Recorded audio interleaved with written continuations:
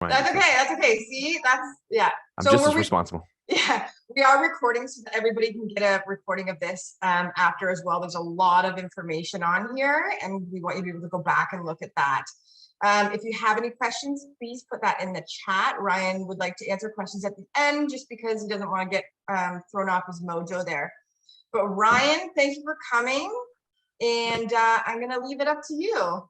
Awesome. Thank you for having me. Give me 1 sec. I'm just going to share my screen, and then we will get started. Just let me know when you can see that, and I will get going. Can you see the screen okay? All right. So today we're going to be talking about how to dominate your market with these 15 unique farming strategies. So we're going to be diving into a lot of different strategies you can implement into your business. And as we talked about, we're going to share the scope method, and there's going to be a lot going on today. So there's going to be shooting a lot of different ideas at you. My goal for you today is really to take 1 or 2 of these away. I know from teaching a lot of agents that none of you are going to be able to do all 15 of them right away, but is to really think about what strategy you can implement into your business, and think about what's missing from your business and how you can take it to the next level by using one or some of these strategies in your business, in your farm. So I'm going to share who I am. I'll talk about what is farming. I'll talk about why you should be doing farming. I'll share what the scope method is and why it's so important to you. And then we're going to dive into 15 different strategies. So we're going to share 3 different strategies for each of the scope methods. We're going to talk about strategy stacking, talk about what's some next steps for you, and then you'll get your bonuses, and then I'll share my final thoughts and answer your questions. So I'm going to jump right in. Who am I? If you've not seen me before, I'm Ryan Smith. I am the creator and the host of the Launch Your Farm program. So I have a podcast I run. So I've got almost 100 episodes out on that show. I do training. I do group training like this. I have some courses and programs that I offer. I'm a speaker, trainer, and coach. I am a licensed agent myself, so I've been in the business for 14 years. I've been in the trenches. I've been elbow to elbow with agents and business partners, and I know the business, and I know how to do this. There's a lot of people that do training that have never even sold a home before. I still hold my license. I do the occasional deal here and there, but I am not currently farming. But my partner, I've been passing it off to her, so she's just recently moved and she started a whole new farm. So she's implementing the strategies and seeing the successes from it as well. I've personally, now I'm on my 4th move, so I should update this. I've moved 4 times in my career, and I've had to start over every single time. And why I share that is that that's really helped me learn to dissect the business, really figure out what works, what doesn't work, and really how to build a business that can be done quickly and effectively. And farming, when done correctly, can be a great source of quick business and long-term business as well. You may have seen my old podcast. I used to run the Niche Agent podcast. That was about 7 or 8 years ago. So I focused on real estate niches, or niches if you're American. I was a past productivity coach in our office, so I trained a lot of agents, a lot of successful agents. And in the past, I ran a successful farm with my business partner. When I started doing the training, I sold that off to him. He took over that part of it, and I've been doing that. So I share all this not to brag, not to toot my own horn, but just to share so you know who I am, and that I know what I'm talking about, and I've been doing this for a long time. And the strategies I'm going to teach you today are effective and can be really successful in your business if you're willing to put them into play. So my co-host, Ollie, he's the pug. You might see him running back and forth, just so you know who he is. I would say he's the brains of the operation. He's the better looking one of us, and that's about all he offers. So if you do see him, he'll be running around. He may bark, so I apologize in advance. Stick around till the end. We're going to give a free giveaway, and you'll get your questions answered as well. So let's jump right in and talk about what is farming. So I'm going to ask, what is farming to you guys? So if anyone wants to throw out, what do you think of when you hear geographic farming or farming in general? So you can either put it in the chat or jump on the microphone quickly.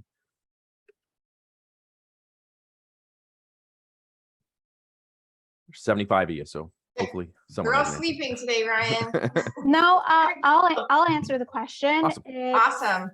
Where you market and advertise yourself in a specific location. Yep.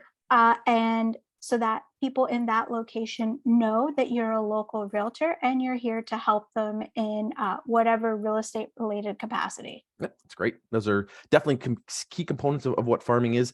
And anyone else want to answer just before I jump into what I think it is and what it represents? We have some answers in the chats here. So planting seeds.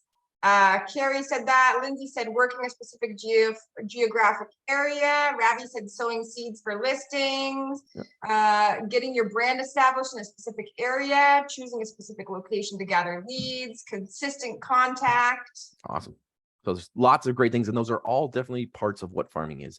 And before I share what my definition is and dive in a little bit more, I want to share what it isn't. Because when people hear geographic farming or any farming, the first thing they think about is postcards and door knocking. And while those are definitely some strategies that you can use in farming, farming itself is not just sending out postcards and getting your name out there.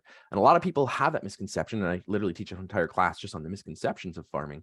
And agents think that if I just send out enough postcards, that's going to get me the business. And that may have worked in the past, but the reality is true geographic farming, which I'll share what my definition is in a second, really is more than that. And it's more meaningful, it's more purposeful, and it brings more value to your business and to the community you serve.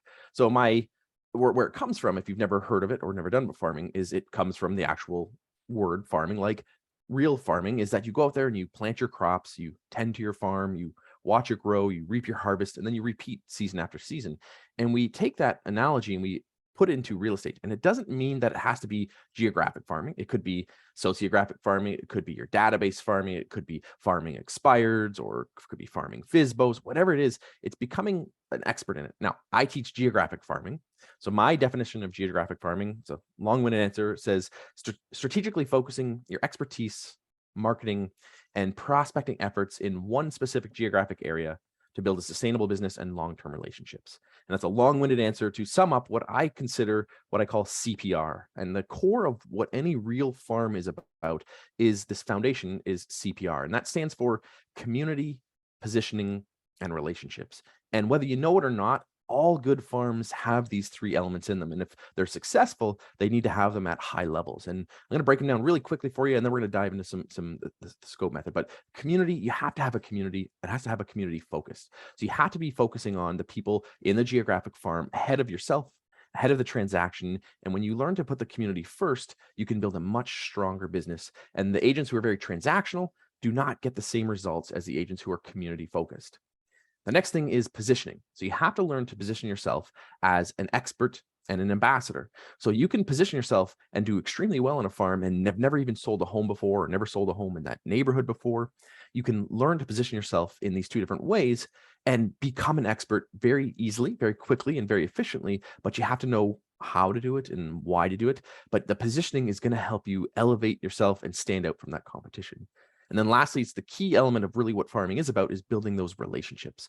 The whole purpose of getting in front of the community and building the connections we build in the community and position ourselves is so that we can end up with relationships. And that may be relationships with local businesses. It could be relationships with people in your farm. It could be relationships outside of your farm. But the key is to really focus on building long-term relationships in that farm. And when you do this, and when you start to put strategies in place, you can enhance all of these fundamentals of what a farm is about and really see the success in a different way than just sending out a bunch of postcards.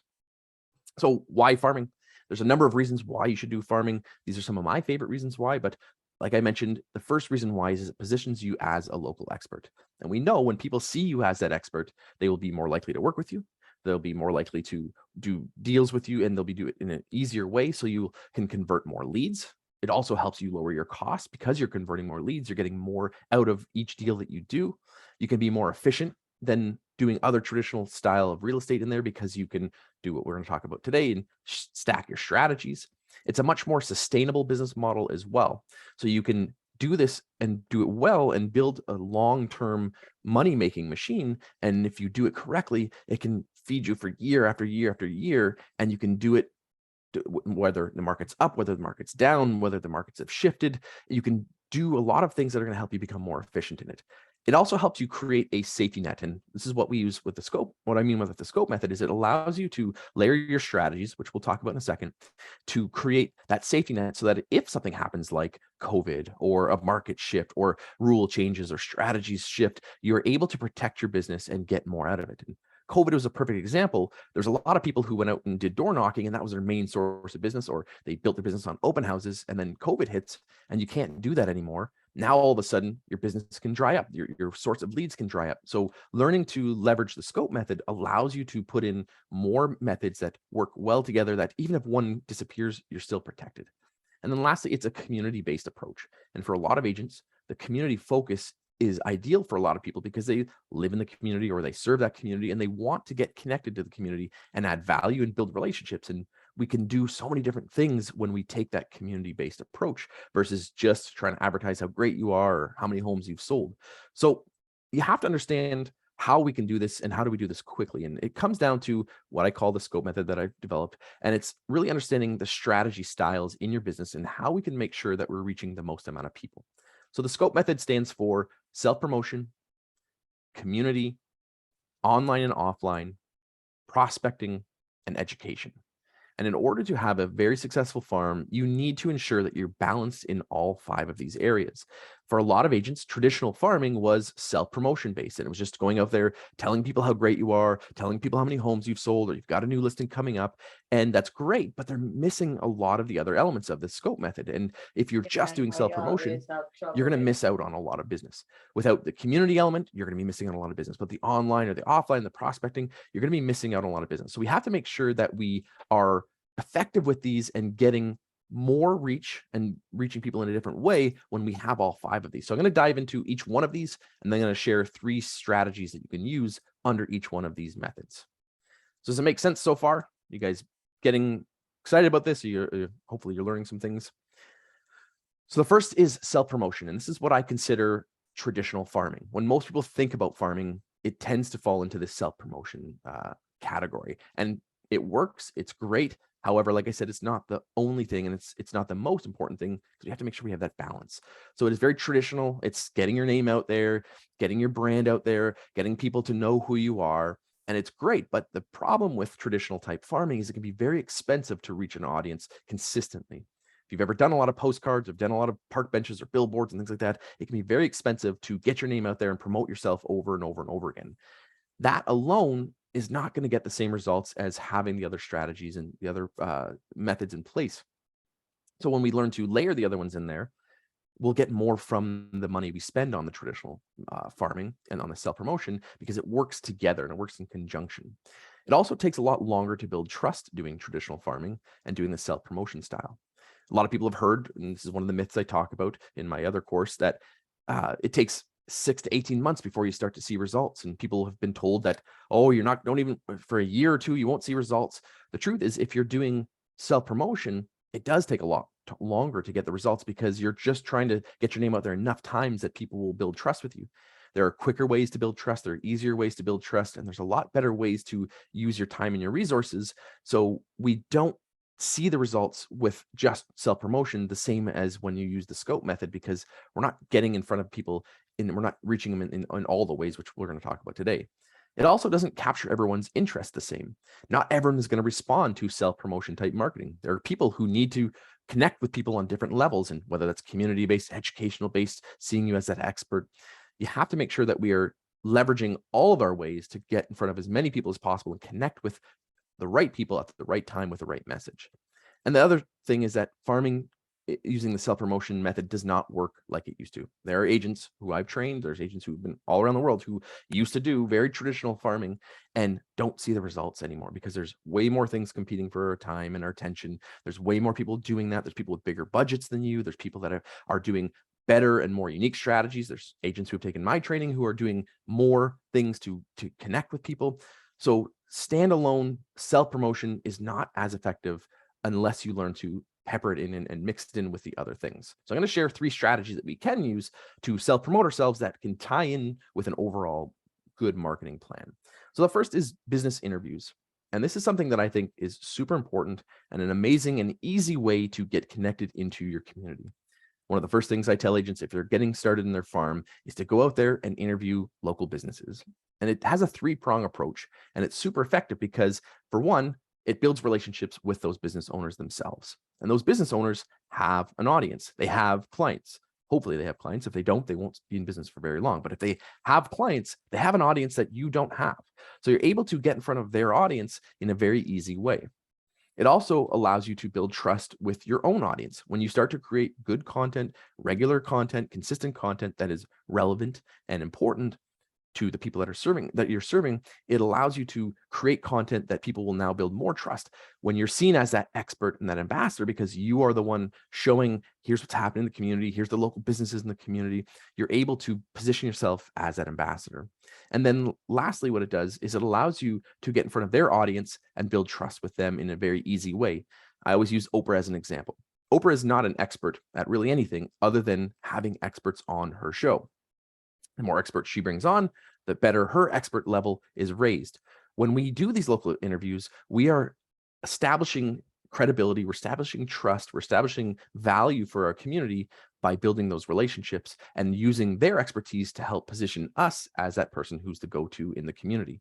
So by doing these businesses, we can get in front of an audience quickly, we can grow our audience, we can provide value to our audience, and we can connect with new people that we never would have connected with before. And you can literally do this with your cell phone. You can do it with a Zoom, just like we're doing here, and do some interviews. It doesn't have to cost you any money. It doesn't have to take you there that much time. But if you do this and do this consistently, you can leverage this, and you'll see some of the things we talked about today to tie into some of these other strategies to create a much more stronger overall plan and become that expert ambassador. And done right, I've seen agents crush it in their farms doing something like this, and they actually enjoy doing it because they're connecting and building new relationships. So if you've never done this, that's something I highly recommend. It's a core tenet of what I believe is really good for your farm. So consider it if you've never done it before. The next is to brand yourself around the neighborhood. And again, I go against the grain. A lot of agents have done personal branding. They talk about how great they are. They talk about themselves. They brand their name and their face, and that can work. I teach an entire section on branding. And the problem with branding yourself is that I know in the Toronto area, there's 55,000+ agents in the area. 99% of them are branding themselves, and everyone's doing that. So one of the easiest and quickest ways to build credibility and trust is to brand yourself around the neighborhood that you're farming. In my farm, we started in the orchard. We branded ourselves as the orchard real estate team. Instantly, you know what we do. We stand out because we specialize in that area. And what happened was we started branding ourselves, and we had instant credibility. Our very first listing, I'd never sold in that area before. I'd moved to the area. I was new to the area. I understood branding and marketing, and I branded myself as with my partner as the orchard real estate team. And our first listing, the client said, well, you're the experts, so you tell me what I should do. And the next client said, well, you guys are the neighborhood experts. And the next one, you're the guys are the neighborhood experts. We built in instant credibility and trust because people knew who we were, what we did, and we stood out from the competition. Everyone else in the neighborhood was branding themselves and branding their face. So if you are thinking about doing a farm, if you have a farm, I highly recommend you consider branding yourself around the neighborhood. You can still brand your face, you can still brand your name, but creating a brand around the farm that you serve will add a ton of value and help you grow very quickly and build trust very quickly. As I said, my partner, she started a farm. She moved to Fort Erie and moved down with her as well. So she's starting the Fort Erie Home Group. Now you know what it's about. You know where we focus and the areas that we're in. Depending on what neighborhood you're doing, depending on the size of your farm, you can build a brand as big or small as you want. So consider branding yourself around the neighborhood because it can be a great way to really build trust, as I said, and do that and get results quickly. The other thing, as I said, is to become that expert. You have to be the expert, the ambassador, but you also want to be an expert in the community. If you're new, you don't have to worry because you don't have to be an expert in selling homes in that neighborhood. There are different ways you can do this. As I mentioned, I was new to the area. I had been in the business for 7 years at the time, but I didn't have any sales in the area. I wasn't an expert in the area, but partly by branding ourselves and then creating value around that, we were able to be seen as the expert very quickly. You can do that as being the expert in events and things to do in the community. You can be the expert by focusing on local businesses like we talked about. You can be an expert in knowing the schools and what's happening in the schools. You can be an expert in market trends and prices. So you can become an expert and never have to sell home, but still know what's happening in that market. You can be an expert with the builders and developers in the area. If you're in a newer area that has new development, that's one of the things that we did and how we established ourselves. We got our hands on as many of the builder plans as possible. We knew what pockets were developed by what company, what areas they were built, what models they were. So we had all the floor plans. We could walk into an appointment and say, this is the this is the Empire model. It's 1,356 square feet. You have an elevation B. I had never sold a home in the area before, but I could tell you what the models were and the builders, and that helped us stand out. You could be a historical expert. Depending on the age of your area, there may be entrenched with great history, and you can know what's happened in the past in your area, know the historical trends in that area, and become that historical expert. You can also be an expert on the process of buying or selling a home. Again, you may be new, you may have not sold many homes before, but you can learn the process and help showcase that you are an expert in that process. So there's all different ways you can showcase yourself and create that expertise training, but you have to think outside the box. If you're stuck on, well, I have to sell some homes first, you don't. You don't even have to have ever sold a home. I could take an 18-year-old brand new agent who's never sold a home before and very quickly help them become an expert, but you have to be willing to spend some time. You will have to learn, you'll have to educate yourself. But if you do that correctly, you'll position yourself very quickly as that expert and create value and differentiate yourself very easily. The next is community farming. This is what I consider social farming. It's different than that self-promotion because you're engaging with the community and creating value for the community you serve. If you're just trying to beat your chest and tell people how great you are, you're not going to connect the same way as if they're people who care about the community and want to see an agent serve that community. So it's going to resonate with it's going to resonate differently than that self-promotion, and it's going to resonate with people on a different level. The great thing with community farming is that you can piggyback on other events and connections you have in the area. So again, if you're new to the area, or if you're new to the business, or you're new to your farm, you don't have to create things from scratch. There are events going on. There are things happening in the community. You can partner with local businesses. You can partner with your preferred vendors. You can create value in the community without having to create it from scratch. Sometimes it may take something outside the box or getting out of your comfort zone to do that. But by piggybacking on it, you can quickly elevate yourself and get connected very quickly. There's also many options to be that community expert. Like we just talked about, positioning yourself as the expert allows you to stand out. It doesn't have to be real estate specific. You can be the ambassador for the events. You can be the ambassador for things to do. You could be the ambassador for the trails in the community, or you can connect with moms in the community. Whatever it looks like, there are so many different things you can do to put your personal spin and put your own personal preferences on it as well. So by doing that, you can do things you actually enjoy. You might live in a rural area and there's a lot of equestrian real estate, so you can get connected into the horse farms and get connected with rural properties. You may be into maybe a young executive living in a condo downtown. You can focus on that lifestyle. You can put your own personal touch on it, depending on what you like, depending on what you want, where you want to spend your time, and where you want to grow, or what you want to do in your farm. Now, with this type of farming, it can be expensive depending on the style. So it can be expensive financially. It can also be expensive time-wise as well. A lot of people get involved in the community and they're volunteering and they're organizing events and they're doing different things, and it can be time-consuming. A lot of people do community event type farming and they're dropping money on sponsorship, and that's, in my opinion, one of the, not the worst things, but not one of the best uses of your time and money. So a lot of people have tried community stuff where they're just throwing out money, trying to get their name on things, going back to that self-promotion, trying to get their name out there, and it doesn't have the same effect, and you're spending a lot of money or a lot of time. So you have to do it strategically. So I'm going to share 3 strategies that you can use to be more effective with your time and get more out of it.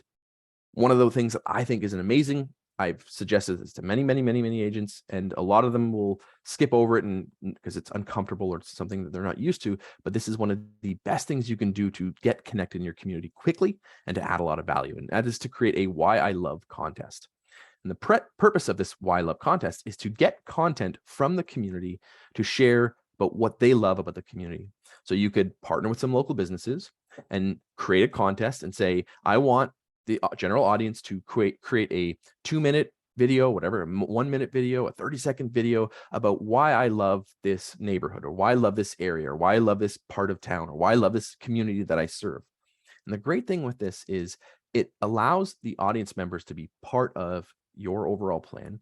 It creates goodwill and it creates good vibes for them because they're sharing what they love about it. You now have that content that you can use and use that in your marketing to showcase that you are the ambassador. It allows you to tie into connections with your local businesses by having some prizes, some giveaways, and have them do it. You can have those local businesses promote it to their audience members, and it creates a win-win-win for everybody. And the great thing about this is no one's doing something like this. I guarantee no one in your community has done anything like this before.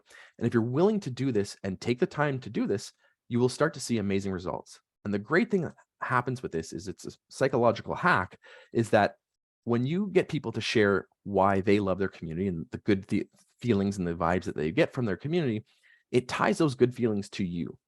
The agent over here that's sending a postcard saying how great they are that they just sold a new house is not going to have the same emotional connection as someone who created a video for you. They got to promote their video.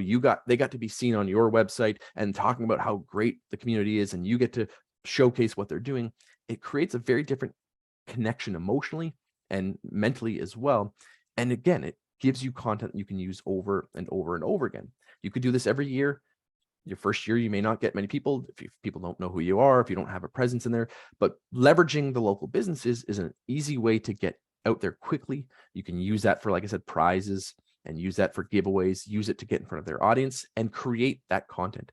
Once that content is created, if you get a permission slip, you can use that over and over again. You can use that in your marketing. You can share why people are loving the community, why they're not loving the community, or why they love the community, what they love about the community.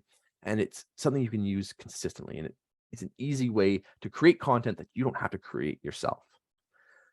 Another thing is things to do in your area. So to showcase what's going on in your community. So myself, if you don't know, I like I said, I moved a number of times. I used to live in the Durham region. I started in the Durham region years ago, and I moved to the area. I was dating someone. She was the only person I really knew in the area, and I had no idea what was going on. I was trying to find things to do for dates, and I created a blog called 52 Things to Do in Durham Region. And I was really selfish for me to do it because I was trying to figure out what to do. And I figured I might as well showcase this. I'll get to know people, get to know what's going on in the community, and use that. And what I did was very quickly, I created this blog, and I had 2,700 subscribers, and they were following it. And what I did was I was showcasing things that were happening in the community. This allowed me to get connected to the community extremely quickly. I got connected to local businesses. I got connected to people in the community. I got connected with movers and shakers. I was invited to a very prominent event. There was the top 100 movers and shakers. I was included in that after 6 months. I had literally just been there for 6 months, and I was rubbing elbows with the movers and shakers in the community, helping people create ideas on how we can get more people to the area. And what happened was people built trust in thinking that I'd been here my whole life, or that I was an ambassador for the community. It was something that I did that I had fun with because I got to go out and connect and meet with people. I got giveaways. People started handing me stuff to give away. I got tickets to events and movies and dinner theaters and all kinds of stuff. And then people started coming to me saying, hey, can you promote this thing? Hey, can you showcase this to your audience? And it allowed me to build trust very quickly and connect with the community in a very different way than, again, just beating my chest saying how great I am.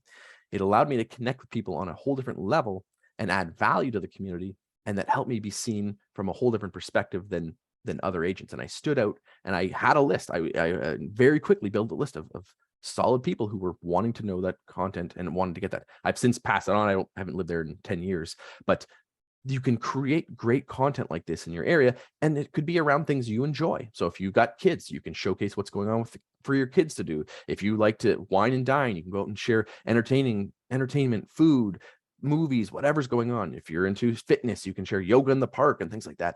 Really highlight what's happening in the community you serve. And when you do that, again, you'll be seen differently. You'll be positioning yourself in a different perspective. And again, you don't have to have ever sold a home to do this. I moved to the area. I was new to the area. I didn't know anyone. So it was an easy way for me to connect and add value without having to even sold a home and build those relationships. If you're committed to this in the long run, you will be an amazing ambassador for the community and create a ton of value. So consider something like this if you've never done it. You don't have to go as hardcore as I did and do something weekly. I've seen people do simple as just monthly or just showcasing in their newsletters and things like that. But become that champion for the community, and you'll see results in a much different way. The other thing is to give back. And this is something that if you're not doing in your farm, you should. Even if you're not farming, should be a big part of what you do in your business. Giving back is one of the easiest, quickest, and best ways to get connected with the community, to create a way to stand out and create value and create a difference in your area. You could do things like food, clothing, and toy drives. Those are one of the absolute easiest things to do. Again, going back to those good feelings, when you orchestrate a food drive or a clothing drive or a toy drive, you're connecting those good feelings that the people have when they're donating that to you. When people know that you're supporting this cause and you're putting this together, when they're actually handing over that food or that toys or the clothes, they're connecting those good feelings to you and thinking about you in a much different way than just someone who sells real estate. It is easy to do. There's very little cost. It's more so time, but it's something you can do consistently and connect with people on a whole different level. If you live in an area that has parks and things that are going on. Hopefully we all have parks in your area, but area cleanups can be an amazing way to connect with your community, to give back. It can be something you do in one day. You get people in the community to volunteer and create that value. You can have a barbecue and have some prizes and some giveaways and create some goodwill for the community. And again, it helps showcase that you are a champion for that community that you're serving and create value. You don't have to have sold a home to do that. You don't have to be an expert in the area. You don't have to be the #1 agent to create value and connect with people. You can champion a cause if there's something you care about. If you're into Alzheimer's or cancer or something that you care about, use that cause and leverage that in your community to reach people and show that you are someone who cares and gives back. You can donate to local charities. You could donate a percentage off of each of your deals. You could do fundraisers to do that. You can support causes in a different way. And I stress doing local charities. You can give to the Cancer Society. However, that doesn't have the same impact and the same reach as something that's in your backyard. So if you've got a cause that's in your area, support them. They have connections with people in your area. They need the money more than, not saying that other big organizations don't need your money, but $100 or $1,000 to a local small organization can go a lot farther than $1,000 to some mega corporation taking your money for donations. So just consider what organizations are in your area that you can give back to and help support them. Supporting local businesses is one of the easiest ways to give back. And when you do this, if you showcase that you are supporting local business, if you become that champion of local businesses, you can be seen as the person who supports and cares for those people who have those mom and pop shops, those small business owners, and you can create amazing goodwill, amazing relationships, and create a ton of value for the community just by supporting local businesses, by getting other people to support local businesses. If you've watched any of my shows, I've a lot of people on there who've done a lot of things with local businesses, and the impact you can have on those businesses is mind-blowing. I've interviewed some agents who've literally saved businesses' entire business because they've helped support them. There was someone on my show that shared a story where this business was about to go under. They were about to fold. They didn't have enough money. It was right when COVID first happened. And she did a giant promotion and wanted people to know about this amazing business and support them. And she said the amount of money they made supported them for the next 3 months and kept them going for that much longer. So we have an opportunity to create value and keep these local businesses going and help them grow. The last couple of years for small businesses, we've been hit hard. We have an opportunity to really make an impact and make a difference for them and the community as a whole. Another opportunity is to volunteer. Volunteering is great. Just don't make sure you're not spending all your time volunteering and not doing the other things, because volunteering is fantastic and I'm a huge proponent of volunteering, but you have to make sure that it ties in with what you're looking to do. Volunteering at local organizations is even better, and you can build relationships. Again, I've interviewed some amazing agents who have done incredible things with their volunteering and have built crazy successful businesses just from getting involved that way. And then lastly, sponsoring a team or an event. As I mentioned, this wouldn't be my first choice. It's very easy to just throw over money and have someone put up a logo or a sign. If you're just getting started with things, I wouldn't spend my money or my time and resources there unless you're involved actively with that organization or that team and you have connections and people know who you are. If you've got kids playing sports and you're sponsoring them, you can do that, but it's not usually the best use of your money if you're just throwing out money. It's an easy way out, and there's so many different things you can do. And if you want some ideas, reach out to me. I can share some ideas on how you can leverage sponsorships in a different way and get more from it. So if you have not given back, or if you're not using that as part of your business plan, you absolutely need to, because there's a ton of things here that you can do to really grow yourself. So online and offline, this is what I consider integrated farming. It reaches a broader audience. It creates more visibility and connection in your farm because you're reaching people in different ways. You have to learn to leverage both of those mediums well. And usually what happens is people are great at one and not the other. There's some old school agents who are great at offline marketing, but they suck at online. There's some new agents who are great at online, but they've never done anything with offline because they think it sucks. The truth is, when you learn to tie it together and you create value using the scope method, you can leverage online and offline in different ways and reach people in a much more effective way and connect with a broader audience and get more people out of it. For some people, it's hard, like I said, to do both. So you have to make sure you're doing it seamlessly and it works well together. And for some people, it's a great way to offset some of those costs. If you're traditionally done offline marketing, and you're sending out a lot of postcards or flyers and things like that, it can be very expensive. If you can tie in the online and use those both to work well together, you can kind of offset, average out some of those costs and get more from it. So I'm going to share 3 strategies that you can use to leverage your online and offline.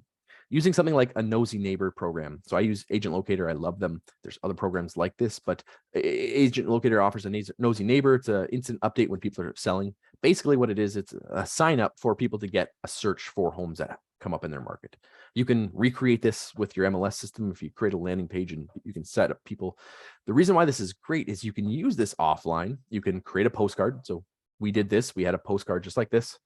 We leveraged it, took it from the screenshot of it, turned it into a postcard, and we can go out and door knock, and we can meet people in face to face. We can say, hey, if you're interested, you can go here. If you speak with them, you can sign them up. You can do online and drive them offline. You could do a report. You could do a different thing like that. But this is a great way to connect the dots physically in person and get them online as well. Another great way to connect people online and offline is a community scavenger hunt. And why this works well is you can get people through your online resources, through your marketing, getting people to find you through using social media and things like that, to then go out and get involved in the community. If you've ever done a community scavenger hunt, it's amazing. It's one of the best things you can do to leverage your local businesses, leverage the community involvement that you have. And what you do is you get teams together, and they can go around and have to take pictures of landmarks or videos of landmarks, or you have some clues and some hints, and they have to go around and take photos and videos.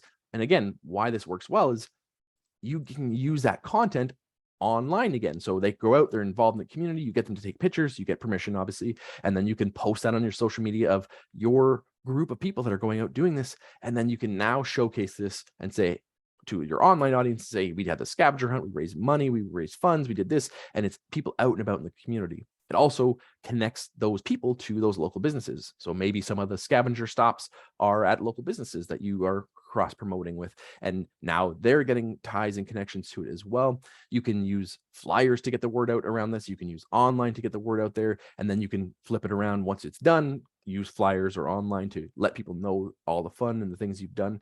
Just an easy way to connect to the community and add some value. And then another great strategy that I would say is very underutilized, and one of the best things you can do, is create a Facebook group for your community. There's different ways you can leverage Facebook groups, and that's there's no right or wrong. It depends on what time you want to put into it, resources and energy you want to put into it. But creating a community neighborhood group is an amazing way to build relationships, build trust. I literally teach an entire course just on creating Facebook groups or using Facebook groups for it. So I'm not going to dive into too much, but you can create a real estate Facebook group for real estate specifically. And there's less people in there, but there's some value that you can share and connect people from a real estate perspective. You can do things to do in the community, like I said, showcasing in that group and letting people know. People can share their things that are events and things that are coming up. You can also do interest specific groups. So if you're into certain things, like I said, if you're into horseback riding, or if you're a mom, or you want to start a book club, creating a Facebook group around those interests will help you connect with people that share similar interests and similar ideas, and connect with people that way. And then lastly is a client group. If you've never done it before, there's some top agents who have done really well with this over the last couple of years, is to create a Facebook group specifically for past clients, and they love on their clients in that group. And what they do with that is they add value to that group, and they're now doing it in a group setting. Traditionally, if you were just sending out postcards or sending things to your past clients and sending gifts and things like that one-on-one, they don't see the overall arching reach that you have. When you have a group of people that are all past clients, they tend to love on you even more. They see the things that you're doing. You can have giveaways and contests and share updates and events and things like that. And it allows those past clients to see you in a much different light than just the agent that sold them the house. So again, there's great interviews on my show with people who've done incredible things with those client groups. So if you've never done Facebook groups before, there's a ton of value in there and a ton of opportunity. The other method is prospecting. This is the second most common way people will do farming. It's what I consider lead farming, and it's going out and prospecting in your farm. The thing with prospecting is it's very inexpensive. This is why most people get started in business, get into prospecting, because it's all you need is a list of people or connection of people. You can put your shoes on and go out and door knock. You can print off a couple of flyers. You can cold call around it. The thing with straight up prospecting is it takes a lot of time and energy to do it. And this is why most people burn out from it. This is why most people don't like doing it, because it's very time intensive. It's very emotionally intensive. It's energy intensive. And you're always looking for that next deal. So if you're just building your business on prospecting, if you're just basing your farm on prospecting, you're not going to grow and you're not going to scale. And I've talked to some agents who've done incredible things with their business, but they never really got past a certain level or threshold because they're so linear with their prospecting that they're not scaling up and adding other things in to grow their business. The nice thing with prospecting, though, is you can go after warmer leads, so you can be more purposeful with your prospecting, like for sale by owners, expireds, open houses, distress sales, things like that. And like I said, you can easily burn out from this approach. Most agents who dive into this, most agents are not cut out to be able to do this day in and day out. This is why I like peppering it in and creating some prospecting elements into my farm and then layering it with the other strategies so that you're not always just doing that straight prospecting. So I'm going to share 3 strategies on how we can prospect in a more effective and a more farming based way. So again, there's things like this with Agent Locator or other websites have something like this where it's digitally having an online coffee. When COVID hit, this is a great way to get out there and meet people and meet them face to face. We've shifted a lot of things to meeting online. Some people are busy schedules and they can't meet the way we used to. Some people don't want to leave their homes still. Using something like this is a great way to take off that edge, take away some of that pressure for some people. And you can let people know when you are out and about and say, hey, you know what, we can meet, we could do a digital meeting if you'd like. If you haven't put something like this into your business, create an opportunity, create something on your website. If people are leery about meeting with you, you can have hey, let's have a digital coffee and let's talk. It's going to take the edge from some people. But again, for where we are, we have a lot of people moving to the area down in Niagara from other areas. So this is one of the best things we can do because we're getting people coming in from out east or out west or up north, and they're coming to the area and they may not be able to meet with you physically. By creating an easy way for people to meet with you, it enhances what you're doing, it enhances the value you're offering. It helps position you as an expert and ambassador and allows you to connect with people in a different way and show that you have more to offer than just being a typical real estate agent. Another way is reverse prospecting. And if you've ever prospected before, most people, when they think of prospecting, they're going out there trying to find a client. And what reverse prospecting is trying to find something for a client. And the way I picture that is if you have a buyer and they're looking for a house specifically, your job is to go out and find them a house. They've hired you to find a house. If you are not doing that for them as part of your plan, you are missing out. And you're also missing out in your farm if you are not going out and reverse prospecting for your clients. If you have a seller and you're not advertising that seller and trying to find them buyers in your database and in your contacts and things like that, you're not doing your job fully. When we reverse prospect, we are showing the people in our community, in our farm, that we are doing our job and doing it at a higher level. When a lot of agents, or when a lot of people think of agents, they think that we're lazy, they think we don't do much, and they think we just put out on a house on MLS, or we just set one up on a drip. If we're willing to do reverse prospecting, we're killing 2 birds with 1 stone because we are making our client happy, that we're showing that we're going out and doing our job and what they've hired us to do. And we're also showing the community that we're active and engaged. It gives you a reason to connect with your farm, and it gives you a reason to get out and get in front of people. And if you're not doing this, you are again missing that visibility and that trust factor. So consider reverse prospecting, because I promise you it is well worth it. And there's a ton of different strategies you can use around that to tie into the other farming methods that you're using. But it becomes easier when you have a well-balanced scope method, because you can use some of the other strategies that we've talked about and use that to tie into your reverse prospecting. Another thing is to create a regular ongoing neighborhood needs and wants. So if you've got buyers and sellers looking for specific things, if you're not showcasing that on an ongoing basis, you are missing the ball. Again, this helps you in 2 ways. One is it helps your clients show that you're working for them. And you can say, hey, when you're a new buyer and you're working with me, we're going to share what you're looking for here, here, here, and here. And then if you're a seller, when you work with me, we're going to promote your listing here, here, and here, and here. And then the third thing it does is it shows the community, again, that you are active, that you have buyers and sellers, that you're engaged and you're trying to help them find stuff. So you should be regularly having something, whether it's a video series, whether it's a blog article, whether it's out in your newspaper, whether it's your social media, whether it's agent to agent. You need to be letting people know that you've got buyers and sellers. Again, if you're new, if you're newer and you don't have them yet, there are things you can do to borrow buyers and sellers to promote them. There's things you can do to create that. Just because you don't have them yet doesn't mean you shouldn't be starting to do that. If you have even a lead that's looking for something, share that and get that out there. Those connections and those conversations you're going to have is what's going to lead you to the next deal, to the next deal, to the next deal. I can tell you countless stories of my own self and other agents that I've coached and trained that have gotten deals that they never would have expected because they were doing these things and getting out there. I've done a chain reaction of events because I had a listing in an area. I reached out to some agents. That agent reached out to me and said, if you have anything else coming up like that, let me know. As a result of that, I sold a condo from a client. That client bought a house. It's just a chain reaction of things that can happen. In your newsletter, if you're not promoting it, if you're not using that, you're missing out. The other thing, by creating this, you can use that when you're on a listing appointment or when you're on a buyer's appointment, and you can show them that you are different. When you say, when you work with me, the first thing I'm going to do is put your information into X, Y, and Z. I'm going to share this with X amount of people. And it shows that you are different, it shows that you have value, and it shows that you have more than just a MLS search or put them on an MLS listing. So if you're not doing reverse prospecting, if you're not doing the neighborhood needs and wants, you're missing a ton of opportunities to get more business. And then lastly, education. Education is what I consider information farming and is one of the most underutilized methods of the scope method, and is such a great opportunity to create value. And it's so easy to do. It's very inexpensive. It's very simple. You can create regular marketing pieces and you can do it consistently and stay on top of things and create value and stand out. Because again, a lot of agents, if you're competing against them, are thinking that traditional way. They're thinking about the chest beating. They're thinking about the self-promotion, and they're not educating people. As humans, we want to be educated. We want to know that the person we're working with is going to help us, that's going to hold our hand. They're going to make sure that we're safe and make sure that we're up to date on the information we need. If we don't create regular educational marketing pieces, we are missing out on so much opportunity. The only thing with this is if you're going to do this, you have to be consistent with it, and you have to be creating value up front. And the nice thing is there's a lot of resources and tools like Elite Marketing can help you create these kind of content and create the value. If you're willing to do this and put the time in, you will see a lot of results, but you have to be willing to stick with it in the long run.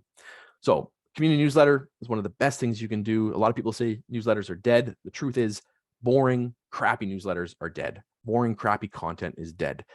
Good community newsletters are community focused, showing community events, things to do in the area, neighborhood news, funny and heartwarming stories that are happening in the community, having contests and giveaways, free reports and guides, a best of series of things that are happening in the community. You can highlight local businesses, quizzes, games, and challenges.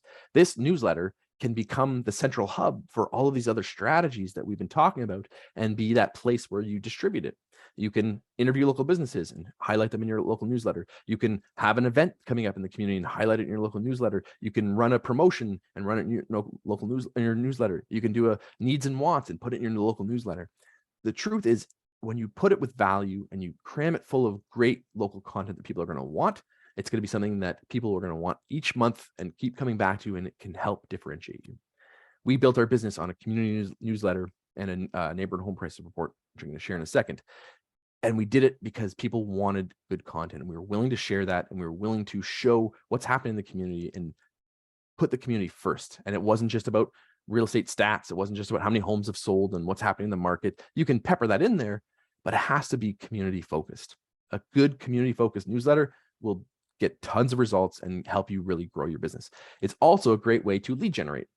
You can go out to the community and say, hey, we've got this newsletter. Would you like to get a copy?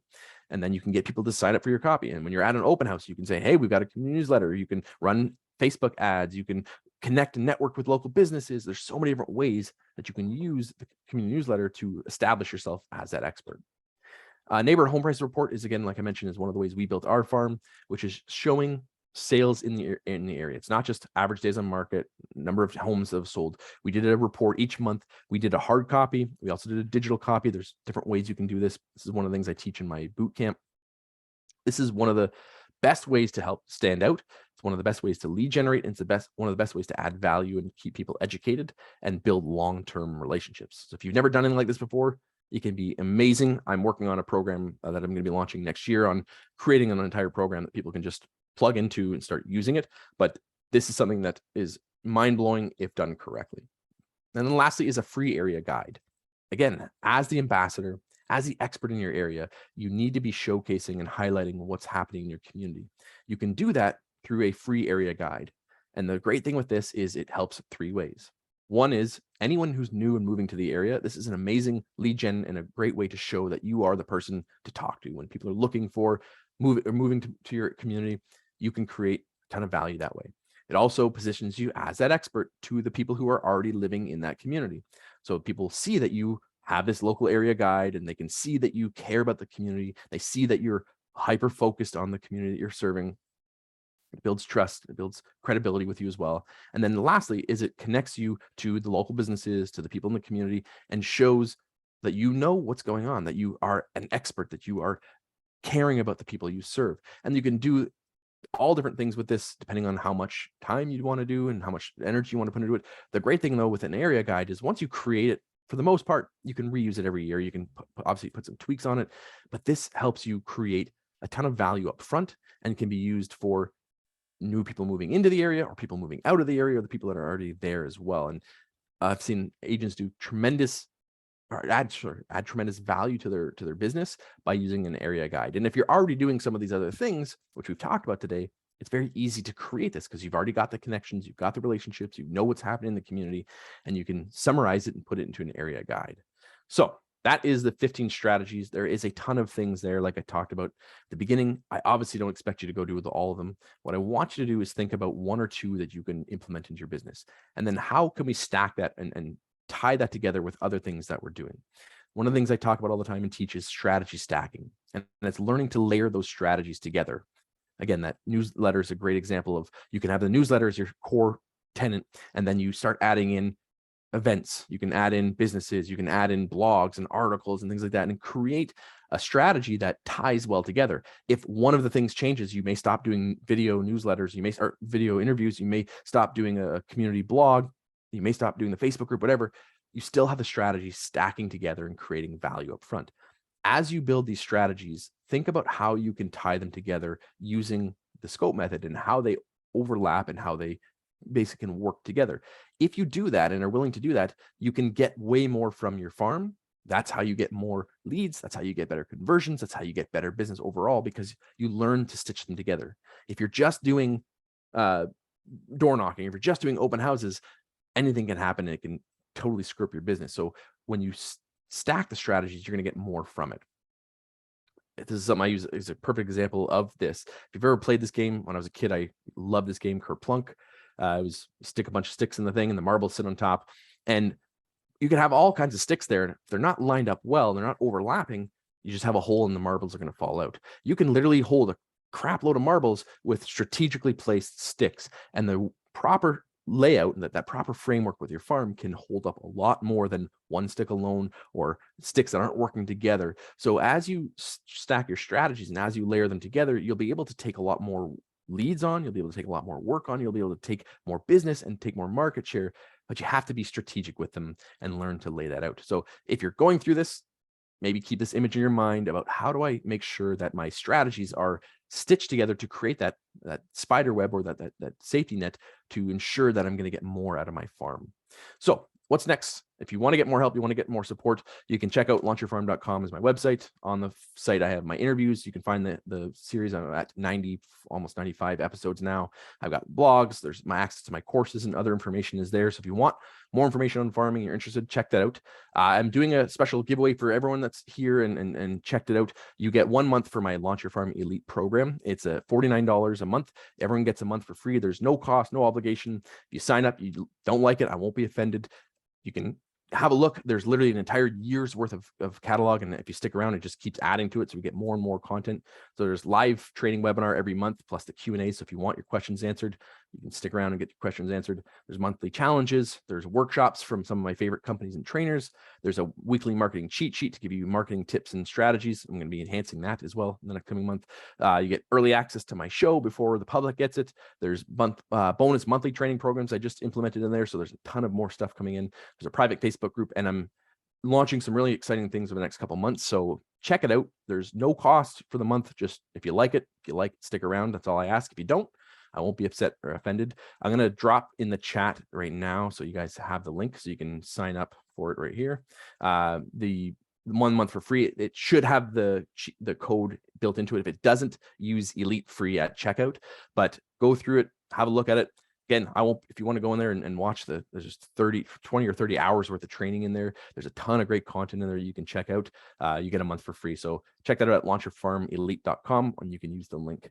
Other than that, I will just share my 3 final thoughts on success. And I share this every time I do a training, and I think it's important, and then we'll get to your questions. So the first thing is you have to commit to learning. If you're willing to learn and do that consistently, you will succeed. I had a close friend of mine years ago tell me, he said, the minute you stop learning, the minute you stop thinking the minute you start thinking you've succeeded and you're at the peak is the minute you're failing. If you're willing to learn and grow, you are going to succeed. You're here, you're watching the training, which is awesome. You're here willing to learn. Your competition is not. I can tell you, I've trained at hundreds of offices. I've trained thousands of agents. If you are willing to learn and be consistent with your learning and implement it, then you will have the success. If you're willing to learn and then commit what you do or what you've learned to doing it, you will succeed. You can learn, and for most of my life, I've been an avid learner and learning. If you don't commit to actually going out and doing something about it, you won't see the results. If you commit to a farm, you commit to it long term, you commit to making it happen, I'm telling you, your farm will succeed. A lot of people are afraid of starting a farm because they're afraid that it might not work. If you're willing to learn the right things, you're committed to doing the right things, you will start to have success. And lastly, you have to actually start.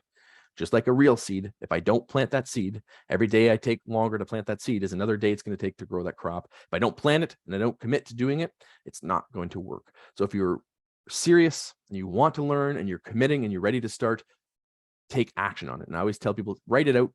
Write that step, what you're going to do, take just one action, one step, tell someone about it in the next 48 hours. Statistically, we know that if you don't take action on that in the next 48 hours, the odds of you actually going out and doing it are not very high. So tell someone about it. Tell me, tell a friend, tell your partner, tell your kids, tell a coworker, whoever. Let someone know that you're going to take that step and that you did it. If you want, you can email me at launchyourfarm@gmail.com and I will happily help try to hold you accountable to that. But take action on it, whatever that is, whether it's one of the strategies we learned today, whether it's just even deciding, committing to doing a farm. If you're willing to do that, you're on the right path and you're taking that next action. If you are farming, what can you do next? What can you add into your farm? What layer can you add in to help protect you? So if you're willing to do those three things, I promise you will see success.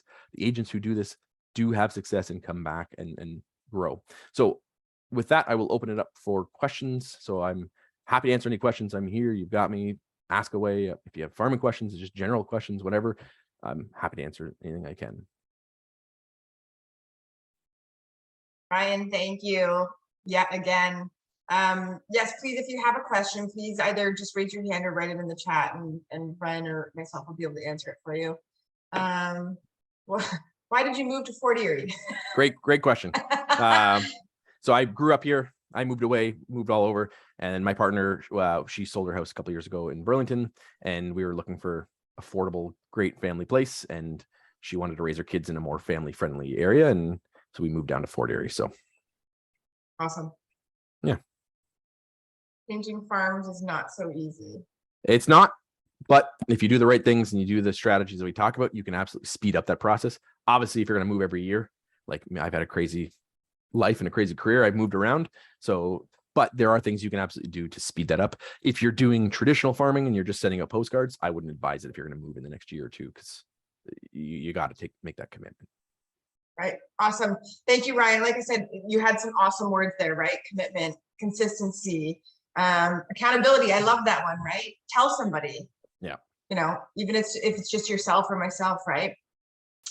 Reach out, hold yourself accountable, and you have to plant that seed. Just make that step, right? And there was a lot of information there, but you don't have to do it all at once. Like you said, it's a farm. It's all about growing, and it's about doing it. You know, taking the time to do it right. And we can both help you with that. Again, I put the link for the one-on-one needs assessment. Did you put your link in there, Ryan? Yeah, you did. Great. Awesome. Please drop it in reach there out again. to us. Sorry, Karen, were you asking a question? No, maybe not. Okay.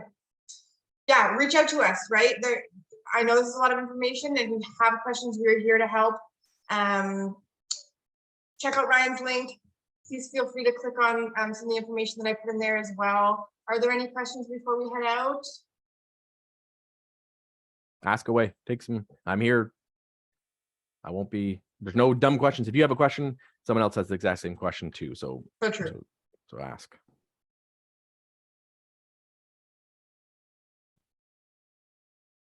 And if not, check out the month for free. Again, it's some great information. There's a ton of great resources and a ton of really great ideas that you're going to use to grow your farm. So check it out. There's no cost. There's no risk to you to do it. Just check it out. It's 1 month for free of that month, Launch Farm Elite.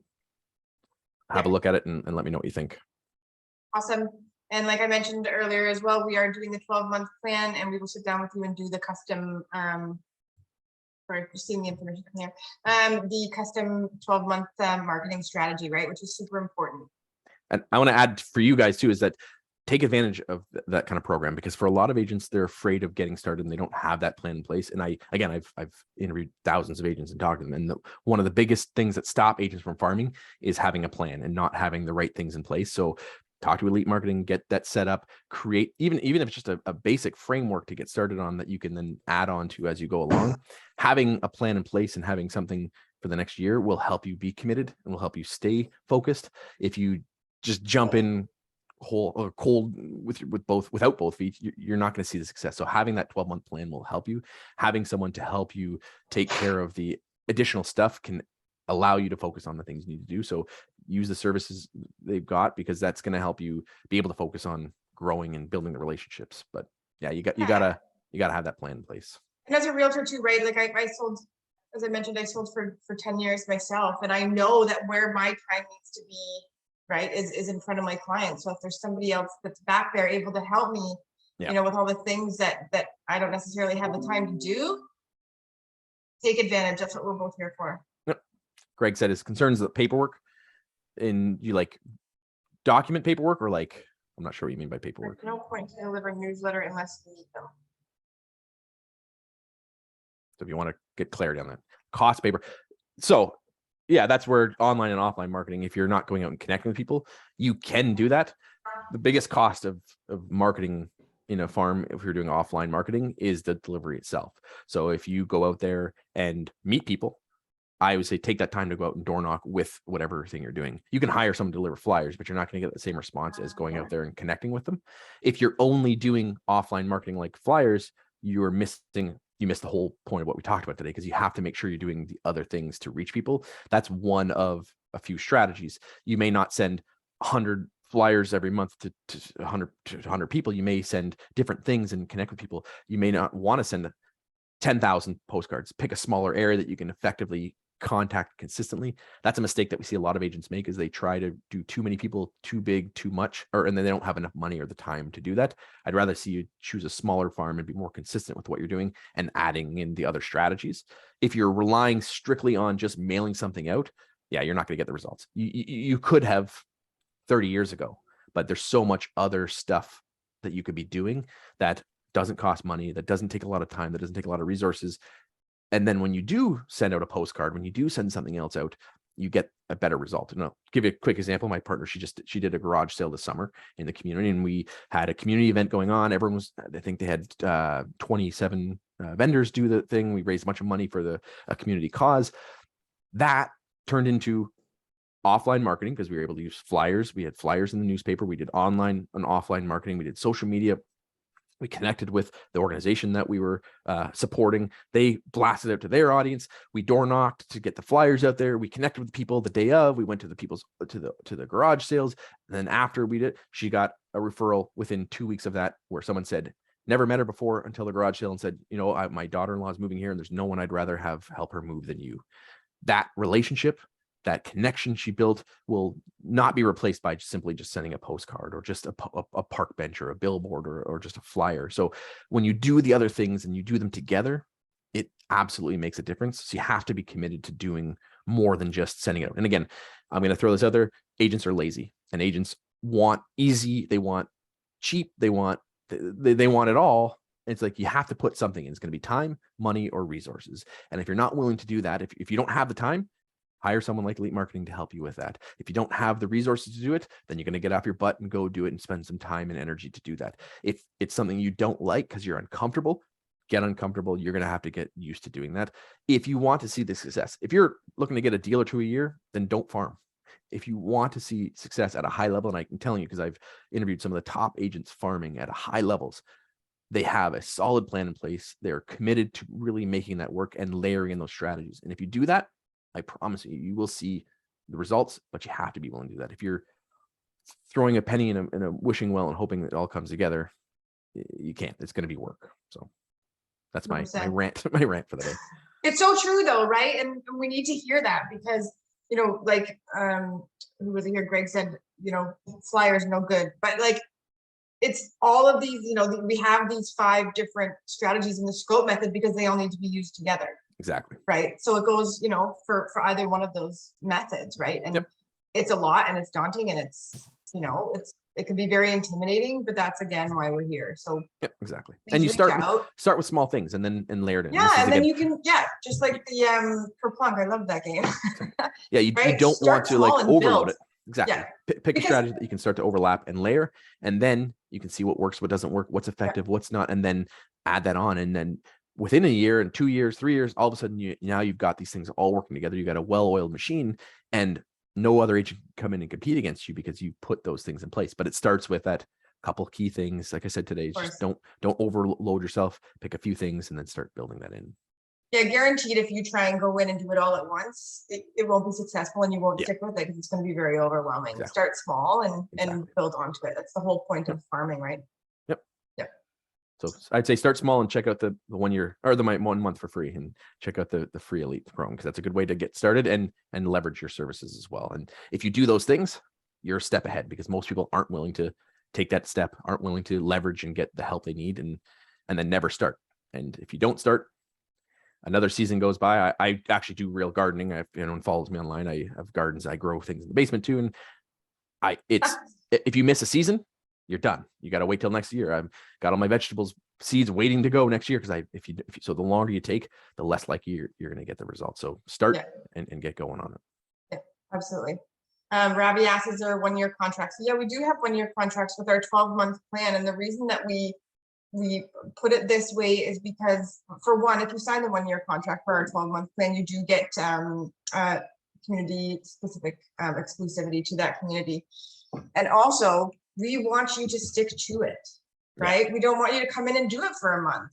If we're going to do this with you, we want you to see results from this. And that's why we have it planned out this way. We help you.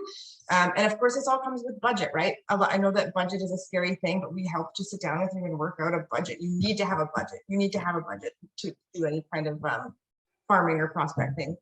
So add to that is, again, I this is what I do for a living. I train agents on farming, and 100 people consistently for a year is better than 1,000 people once or twice. And if you're committed to doing this, the long term is way better. And this is where people come to me and say, well, I've tried farming. And then I ask them and they say, well, I sent out a postcard to the neighborhood and I didn't get anything. And then I sent something else. And they're like, no, that's not trying farming. That's failed farming. You didn't do it. You either farm or you don't. You don't try it for a month or two. You have to commit. So I'd rather see you have a smaller area with your budget and be consistent for that year. Not that you can't get results quicker, but you do have to make that commitment, because you're going to come up short and then you're going to kick yourself, and then someone else will come in there and you literally wasted the effort. So you have to be willing to do this long term. Yeah, of course. Yeah, 100%. So any other questions? Happy to answer them. Ravi, I'm just sending you a direct message here, okay, for the link to sign up. Awesome.